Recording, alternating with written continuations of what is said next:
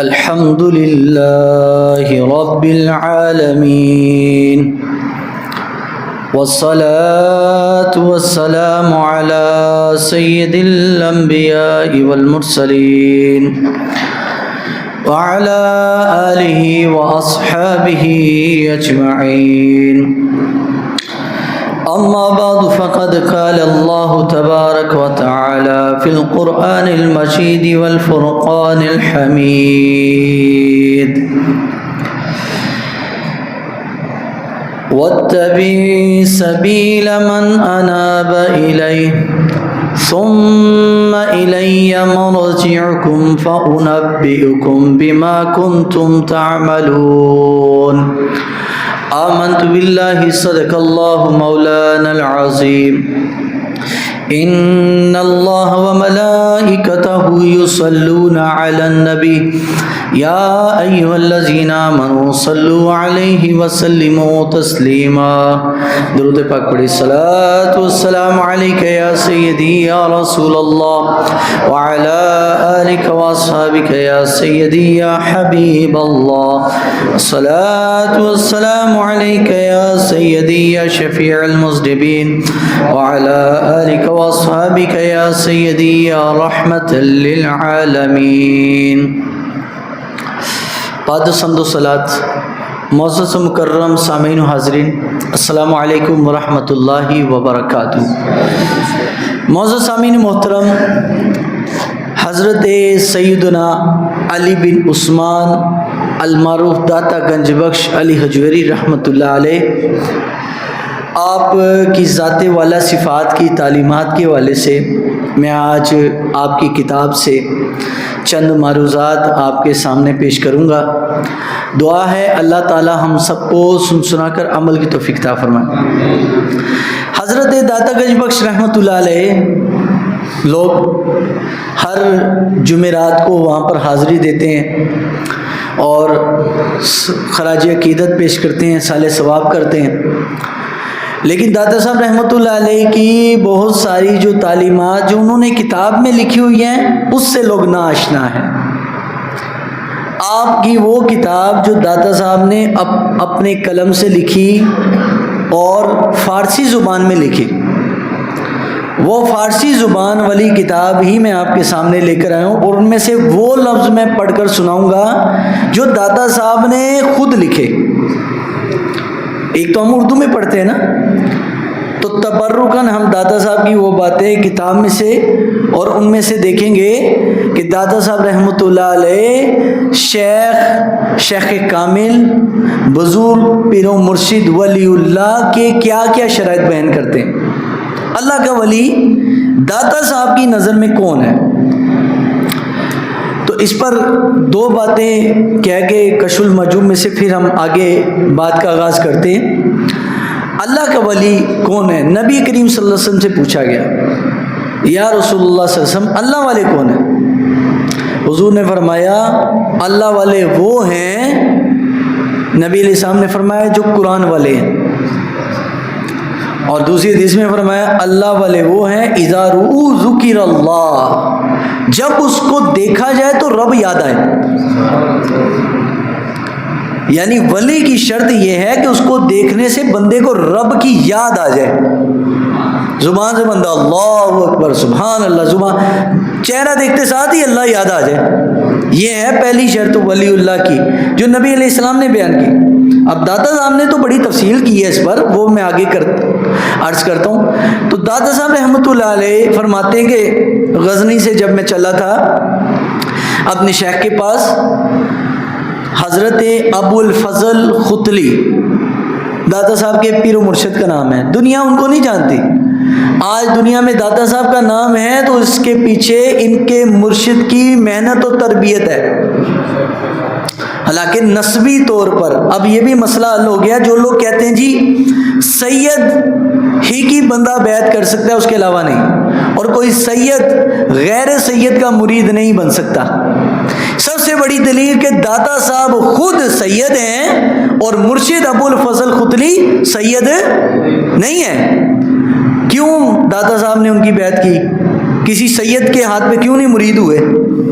اب جواب ہے قرآن مجید فرقان حمید کہتا ہے ان اکرمکم عند اللہ اتقاکم، اللہ کے ہاں عزت کا معیار سید ہونا نہیں ہے، اللہ کے ہاں عزت کا معیار قرآن مجید کی روشنی میں وہ تقوی کا اور پرہیزگاری کا معیار ہے، چاہے وہ کسی قوم، نسل، رنگ، نسل، شعبے سے تعلق رکھتا ہو، اگر اس کے اندر تقوی ہے اللہ کے ہاں سب سے بڑا عزت والا ہے۔ اور اگر سید ہو اور دین سے دور ہو تو ایسے سید کی کوئی ضرورت نہیں۔ سید ہونے کے لیے متقی ہونا بھی شرط ہے، اگر اس کا مرید ہو، اگر اس کو پیر ماننا ہو تو متقی ہونا یہ شرط ہے۔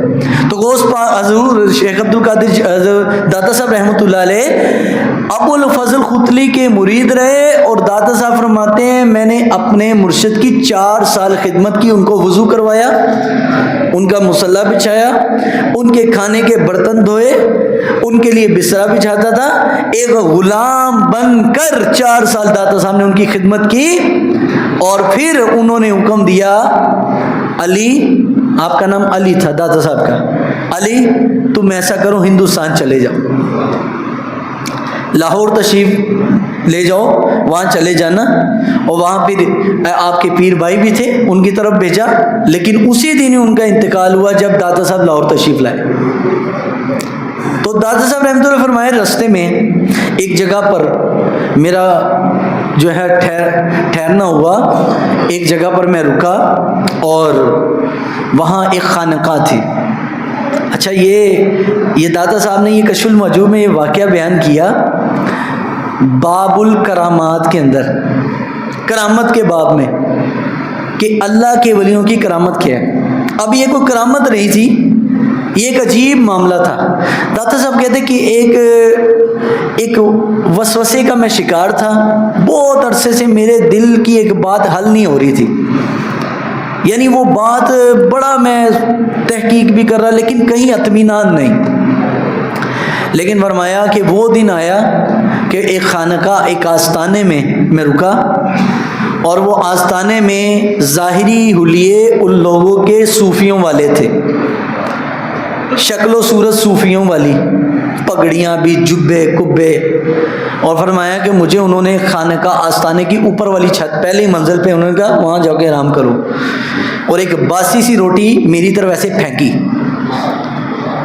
پھینکی، پکڑو یہ کھا لینا بھوک لگے تو۔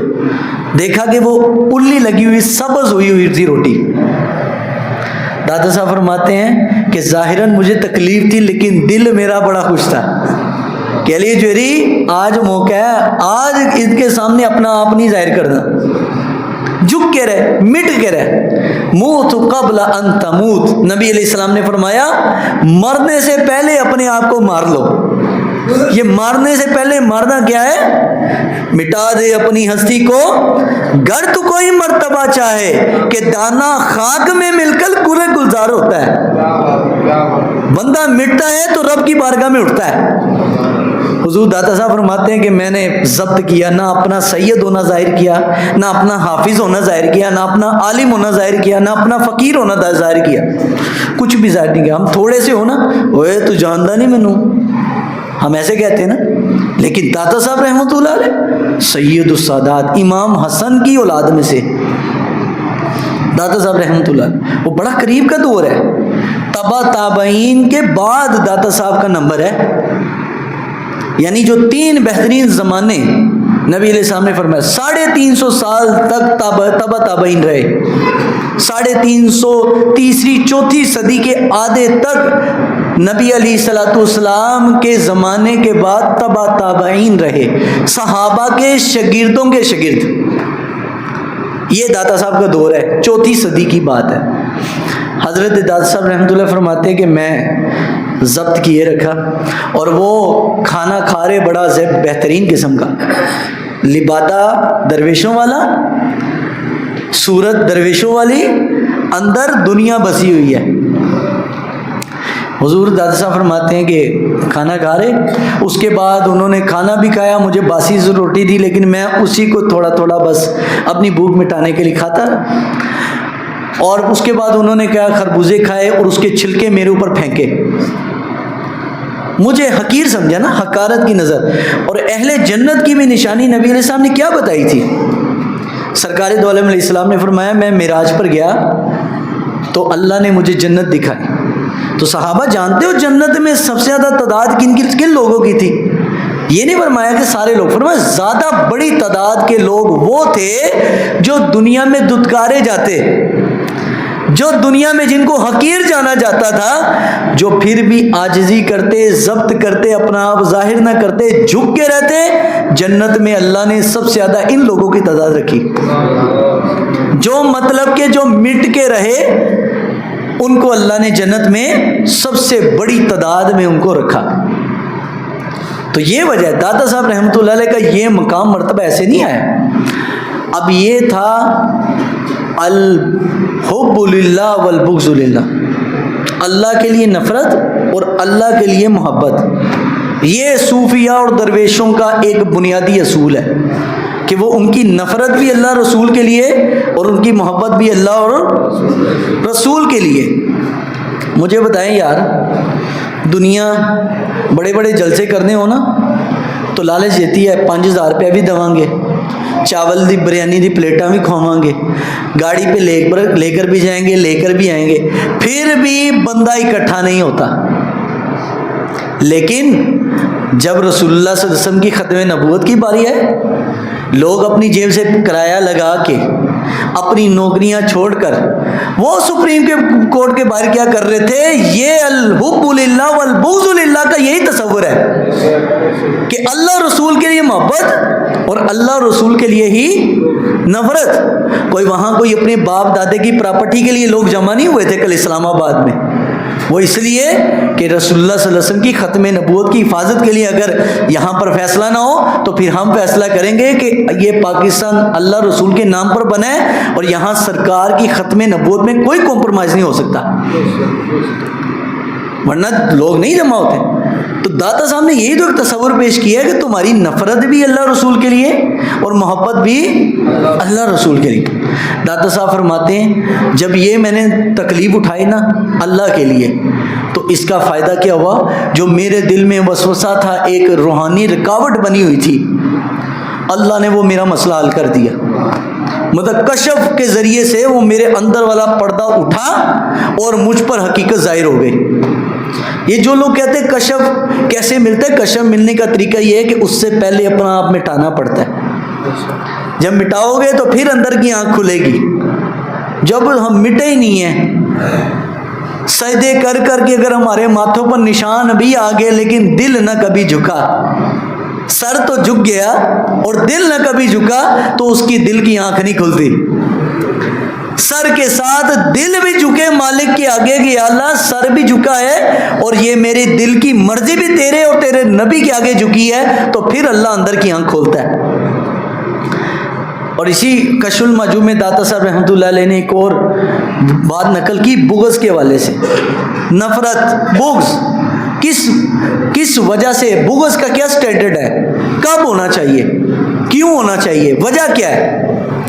داتا صاحب رحمۃ اللہ علیہ نے حضرت بایزید بستامی کا واقعہ جب ذکر کیا، فرمایا بایزید بستامی اولیاء میں ایسے ہیں جیسے فرشتوں میں جناب جبریل ہے. اور فرمایا جانتے ہو، یہ داتا صاحب نے یہ کشف المحجوب بھی فارسی والی ہے، اردو والی نہیں. فرمایا جانتے ہو کہ یہ کیسے حضرت بایزید بستامی کو ولایت ملی؟ تو آؤ تمہیں بتاتا ہوں. بایزید بستامی رحمۃ اللہ علیہ کو یہ ولایت کا مقام دشمنی رکھنے سے ملا ہے. عجیب بات ہے. لوگ تو کہتے ہیں جی صوفیہ صرف محبت ہی سکھاتے ہیں. میں نے کہا صوفیہ نفرت بھی سکھاتے ہیں. ہمیں صرف وہی صوفی پتہ ہے جو صرف محبت محبت محبت. تو میں نے کہا میں عرض کرتا ہوں جناب، محبت میں ایک حصہ کونے میں نفرت کا بھی رکھیں اور وہ نفرت صرف اللہ رسول کے لیے ہو.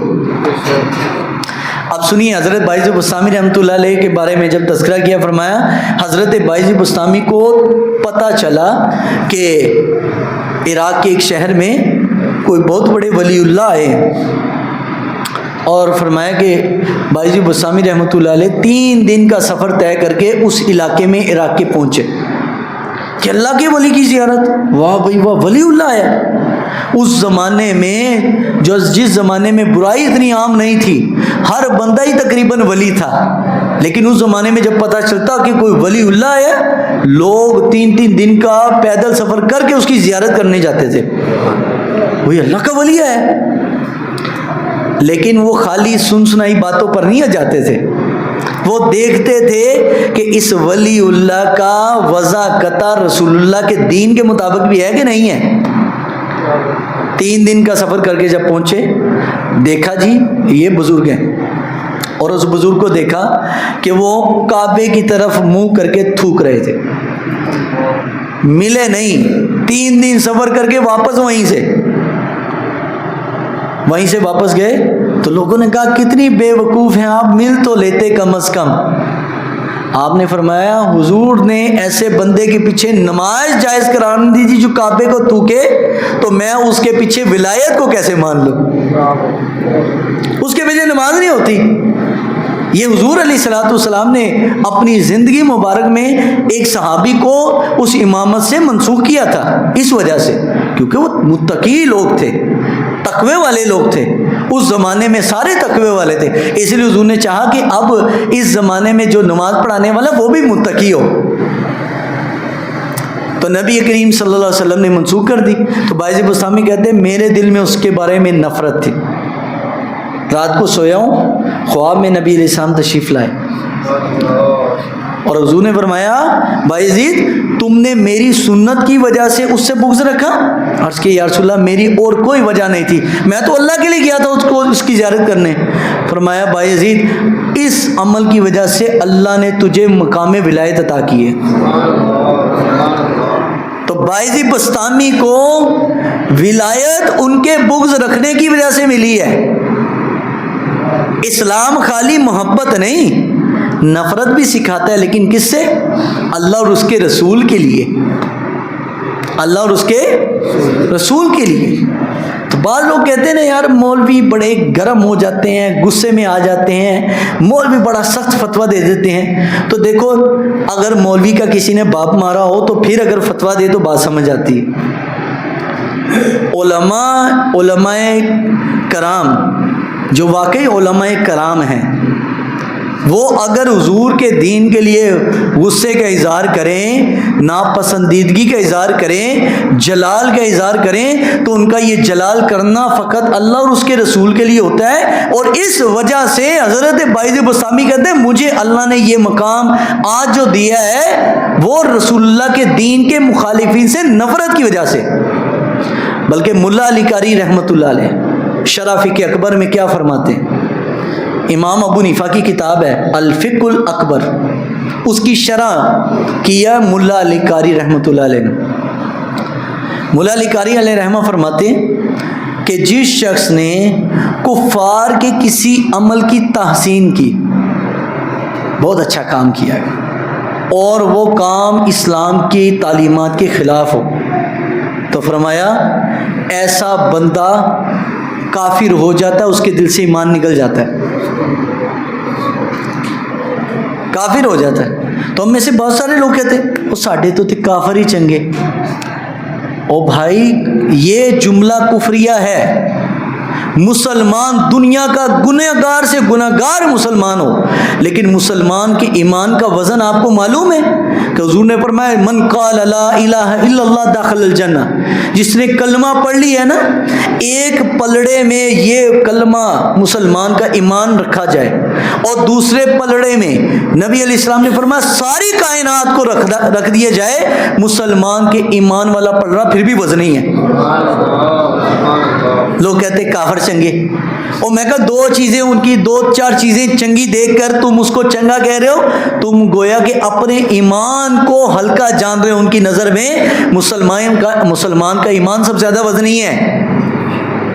من قال لا الہ الا اللہ داخل الجنہ، جس نے کلمہ پڑھ لیا اگر گناہگار بھی تھا بالآخر سزا کاٹ کر آخر جنت جائے گا۔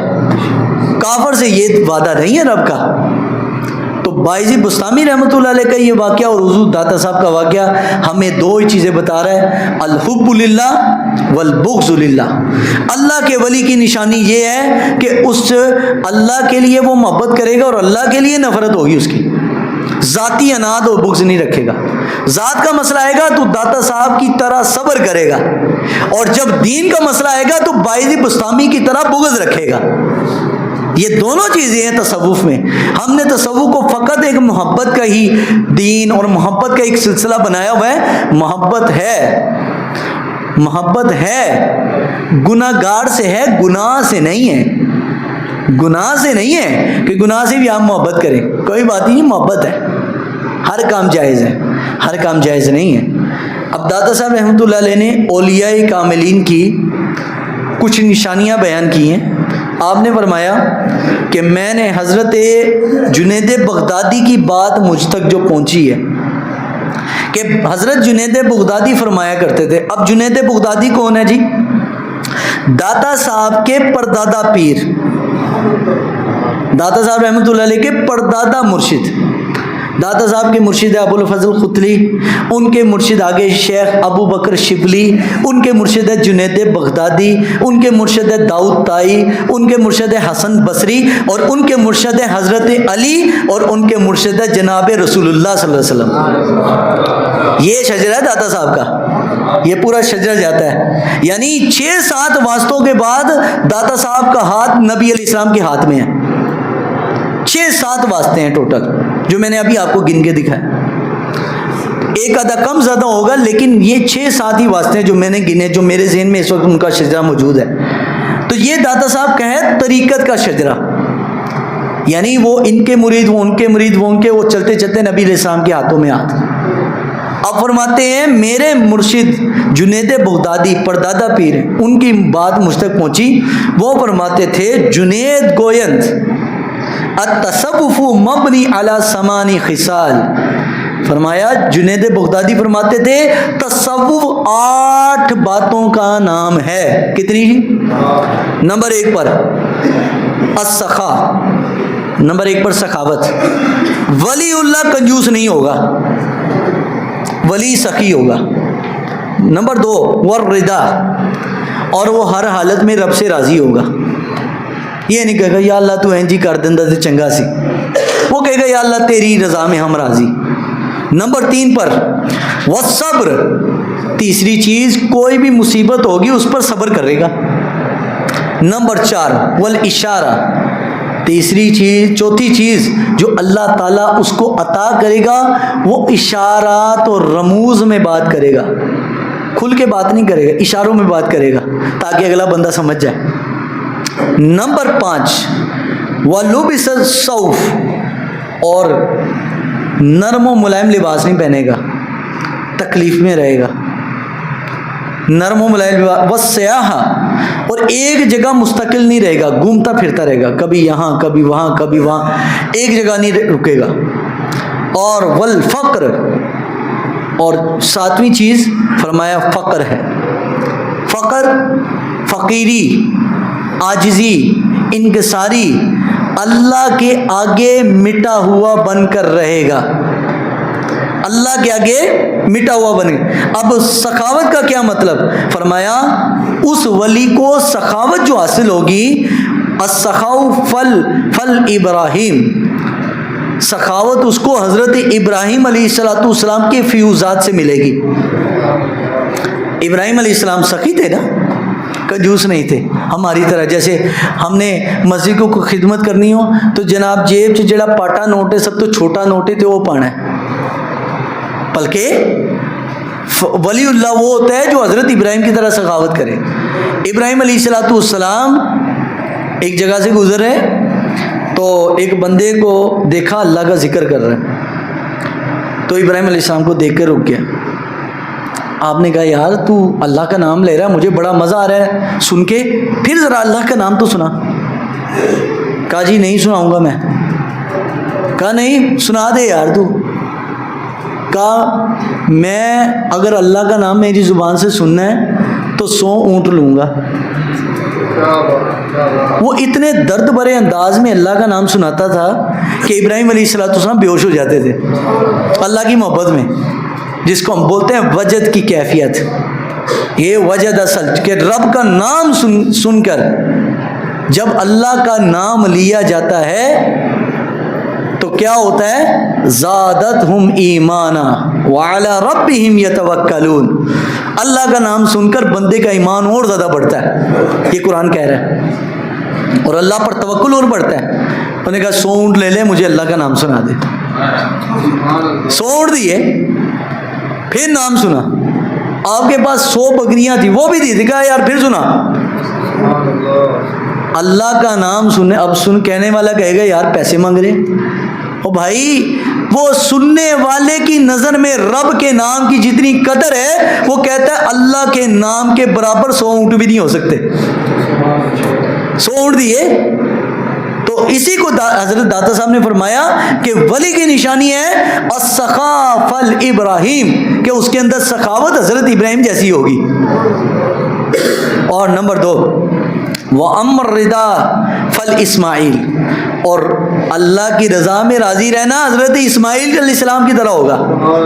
حکم ربی آیا کہ ذبح کرنا ہے، سر جھکا دیا، کہا ابا جان میں حاضر، اللہ کے حکم ہے، پھیر دیجئے چھری. اللہ کے آگے جھک گئے، اور اللہ تعالیٰ نے ان کو زمانے کے لیے ایک نشانی بنا دیا. تو یہ پہلا فیصلہ، اللہ کی رضا میں راضی ہونا، یہ بڑا مشکل کام ہے. یعنی تھوڑی سی بات ہماری مرضی کے خلاف آ جائے تو ہم کہتے یار میں نہیں مانتا. یعنی ہماری بھی عادت پھر یہودیوں والی بن جاتی ہے. افتؤمنون ببعض الکتاب وتکفرون ببعض. اپنی مرضی کی بات میٹھا میٹھا اسلام مان لیا، اور جو اسلام میری طبیعت پر فٹ نہ آیا اس اسلام کو اٹھا کے سائڈ پہ رکھ دیا. ایسا نہیں، رب کی رضا میں راضی. وَأَمَّا الصَّبْرُ فَالْأَيُّوبُ، اور صبر اللہ تعالیٰ اس ولی کو حضرت ایوب جیسا دیتا ہے. یہ ولی کی نشانی ہے، اس کے اندر صبر ایوب بھی ہوگا. اور وَأَمَّا الْإِشَارَةُ فَلِزَكَرِيَّا، اور اشارہ، اسرار و رموز کی بات، اشارتاً بات وہ حضرت زکریا کی طرح کرے گا. وَأَمَّا الْغُرْبَةُ فَلْيَحْيَا، اور غربت، تنہائی، وہ حضرت یحییٰ کی طرح اکیلے رہے، دنیا سے کٹ کر، دنیا میں رہے لیکن دنیا کو اندر نہیں رکھا. یہ ہے اللہ کے ولیوں کا انداز تفکر. اور فرمایا وَأَمَّا لُبِسَ سَوْفَ الْمُوسَىٰ، اور موسیٰ علیہ السلام کی طرح شاہانہ لباس نہیں پہنا، بلکہ لباس کون سا؟ وہ گدڑی والا لباس، بوری والا لباس. یہ داتا صاحب فرماتے ہیں مطلب کہ وہ ہر وقت اپنے آپ کو سکھ میں نہیں رکھے گا، تکلیف میں، مشقت میں رکھے گا اللہ اور اس کے رسول کے لیے. سکھ میں نہیں رہے گا. لباس پہننے سے مراد خالی لباس پہننا ہی نہیں ہے. بعض لوگ اس سے بھی بڑی شہرت لیتے ہیں کہ ملنگ ٹائم نا وہ بوری سے لباس پہن لیتے ہیں. لوگ سمجھتے ہیں بڑی پہنچی ہوئی سرکار ہے، لیکن اور چیزیں ان میں نہیں ہوتی. لباس پہننے کا مقصد یہ ہے کہ اللہ اور اس کے رسول کے لیے ہر وقت مشقت میں رہے. اور حضرت مجدد الفسانی رحمۃ اللہ فرمایا کہ انسان پر سب سے بڑی مشقت یہ ہے کہ ہر لمحہ وہ شریعت سے بال برابر بھی مخالفت نہ کرے. یہ بوری والے لباس پہننے سے بھی زیادہ مشکل ہے. ہر معاملے میں آپ کو شریعت کی تابع داری کرنی ہوگی. اور وَأَمَّا السِّيَاحَةُ فَلِعِيسَىٰ، اور حضرت عیسیٰ علیہ السلام کی طرح سیاحت کریں، گھوم پھر کے لوگوں کو اللہ کی بات سنائیں. مطلب کبھی ایک علاقے میں، کبھی دوسرے میں، کبھی تیسرے میں، ایسے گھوم کر. حضرت عیسیٰ علیہ السلام نے بھی پرماننٹ کو مکان نہیں بنایا تھا. فرمایا اس کے ولی کے اندر بھی یہ خاصیت ہوگی کہ وہ ایک جگہ نہیں، مکمل نہیں ٹھہرے گا، ایک جگہ رکے گا نہیں. وَأَمَّا الْفَقْرُ مُحَمَّدٌ صلی اللہ علیہ وسلم، اور فقر اللہ تعالیٰ اس ولی کو رسول اللہ صلی اللہ علیہ وسلم والا عطا کرے گا. اب فقر کیا ہے؟ یہ بڑے ملنگ ٹیپ کبھی کبھی نا ان کو چھیڑ چھاڑ کرتا ہوں، میں پکڑتا ہوں نا کہیں بھی رستے میں. ہاں جی یہ کیا حالت بنائی، او جی الفقر فخری قرآن سے آیا. اچھا عبارت بھی ٹھیک نہیں پڑھتے. ایک جملہ ہے ملنگا نے رٹیا ہے، الفقر فخری ہے قرآن سے آیا جی. اللہ نے کہا جی فقر مینوں پسند ہے، ملنگ. تو حالانکہ یہ قرآن میں کہیں نہیں ہے، یہ نبی علیہ السلام کی حدیث ہے. نبی علیہ السلام کی بارگاہ میں جناب جبریل آئے اب یہ جو فقر کی بات ہے، نبی علیہ السلام والا فقر وہ کیا ہوتا ہے؟ نبی پاک کے پاس جب آئے حضرت جبریل، عرض کیا یا رسول اللہ صلی اللہ علیہ وسلم، اللہ تعالیٰ نے مجھے بھیجا ہے کہ میرے محبوب سے پوچھو اگر آپ کو سلیمان علیہ السلام والی بادشاہت پسند ہے تو ہم آپ کے ساتھ یہ جو پہاڑ ہے نا، یہ سونے اور چاندی کے بنا دیتے، یہ پہاڑ آپ کے ساتھ چلیں گے، آپ کو یہ پہاڑ آپ کے آگے پیچھے ہوں گے، پروٹوکول ہوگا، بادشاہی ہوگی۔ تو نبی علیہ السلام نے فرمایا اللہ سے جا کے کہو کہ آپ کے نبی یہ کہتے ہیں کہ یا اللہ مجھے بادشاہت نہیں، مجھے فقیری چاہیے۔ الفقر فخری والفقر منی، فقر میرا فخر ہے، اور والفقر منی، اور فقیری مجھ سے ہے۔ دو جہاں کے خزانے ہیں ان کے خالی ہاتھ میں۔ نبی علیہ السلام کے پاس کچھ بھی نہیں ہے نا، لیکن پوری زندگی کسی حدیث میں لفظ لا نہیں آیا کہ نہیں میرے پاس ہے نہیں۔ ہمیشہ جو بھی آیا نبی علیہ السلام نے اس کو کچھ نہ کچھ عطا ہی کی ہے۔ اگر پاس نہیں ہے تو کسی کے پاس بھیج دیا، جاؤ بھائی عثمان کے پاس لے جاؤ، عبد الرحمن ابن عوف کے پاس لے جاؤ، فلاں صحابی کے پاس لے جاؤ، اس کو کھانا کھلا دو، فلاں کے پاس لے جاؤ، اس کو کپڑے پہنا دو، فلاں کے پاس لے جاؤ، اس کو پگڑی پہنا دو۔ یہ اس طرح سے نبی علیہ السلام لوگوں کی دستگیری فرماتے، اور اللہ کا بھی ولی وہ ہوگا کہ وہ لوگوں کی مدد کرے گا، لوگوں کی مدد لے گا نہیں، لوگوں کی مدد کرے گا۔ الید العلیٰ خیر من ید السفلی، اوپر والا ہاتھ نیچے والے ہاتھ سے بہتر ہے، یہ حضور کی حدیث ہے۔ اور اللہ کا ولی وہ لوگوں کو دینے والا ہوگا۔ اور یہ جو تصوف میں یہ نذرانوں کا رواج ہے، اس کے پیچھے بھی لوجک ہی یہ تھی کہ مالداروں سے لینا ہے اور غریبوں کو دینا ہے، غریبوں میں بانٹنا ہے۔ تو سیدنا داتا گنج بخش رحمۃ اللہ علیہ یہاں پر جب تشریف لائے تھے، آپ حضور داتا صاحب رحمۃ اللہ علیہ، آپ کی جوانی کا وقت تھا، آپ بوڑھے نہیں تھے، جوانی میں آئے اور آخری ٹائم تک یہاں پر رہے۔ وہ کہاں سے آئے جی؟ غزنی سے، افغانستان سے آئے۔ تو سیدی داتا گنج بخش رحمۃ اللہ علیہ جب غزنی سے آئے، اس وقت یہاں ہندو راجاؤں کی حکومت تھی۔ یہ لاہور سے اس طرف والا جو ہندوستان کا حصہ ہے، یہاں سارے ہندو راجا تھے۔ لاہور میں سلطان محمود غزنوی کا زمانہ تھا یہ، اور داتا صاحب رحمۃ اللہ علیہ کی حفاظت کے پیچھے سلطان محمود غزنوی کی تلوار تھی، ورنہ کسی ہندو نے داتا صاحب کو یہاں کلمہ حق کہنے نہیں دینا تھا۔ تو میرے بھائیوں، اقبال نے یہی بات کہی تھی کہ خاک پنجاب از دمے او زندہ گشت، صبح ماں از ماہر او تابندہ گشت۔ اللہ نے داتا صاحب کے آنے کے قدم رکھنے کی برکت سے خاک پنجاب کی مٹی کو اللہ نے زندہ کیا۔ از دمی او زندہ گشت، ان کے سانسوں کے ذریعے سے، دم فارسی میں بولتے سانس، ان کے سانسوں کی برکت سے پنجاب کی زمین کو زرخیز کیا، زندہ کیا۔ صبح ماں از مہر او تابندہ گشت، اور قیامت تک داتا صاحب ہندوستان کی زمین میں ایسے چمکتے رہیں گے جیسے 14ویں کا چاند ہوتا ہے۔ اور حضرت مجدد الفسانی علیہ رحمہ نے فرمایا کہ سیدی داتا گنج رحمۃ اللہ علیہ کی وجہ سے لاہور ہندوستان کے اندر، پورے ہندوستان کے اندر، فرمایا لاہور کی مثال ایسے ہے جیسے اولیاء کے اندر قطب الارشاد ہوتا ہے۔ قطب الارشاد جیسے فوج میں چیف جسٹس ہوتا ہے اور چیف آف آرمی اسٹاف ہوتا ہے، اور عدالت کے اندر چیف جسٹس ہوتا ہے، اسی طرح اولیاء کے اندر قطب الارشاد بڑا ہوتا ہے سب سے۔ اور یہ ولی اللہ، یہ سب اسی کے فیوزات کی برکت سے فیض پاتے ہیں۔ تو مجدد رحمۃ اللہ فرمایا ہندوستان میں یہ جتنی برکتیں ہیں، یہ خطہ لاہور میں داتا صاحب کی وجہ سے ہے۔ اگر یہ نہ ہوتے تو اتنی برکات نہ آتی۔ تو کوشش کیجیے انشاءاللہ کل ہماری مسجد کے اندر بعد از نماز عشاء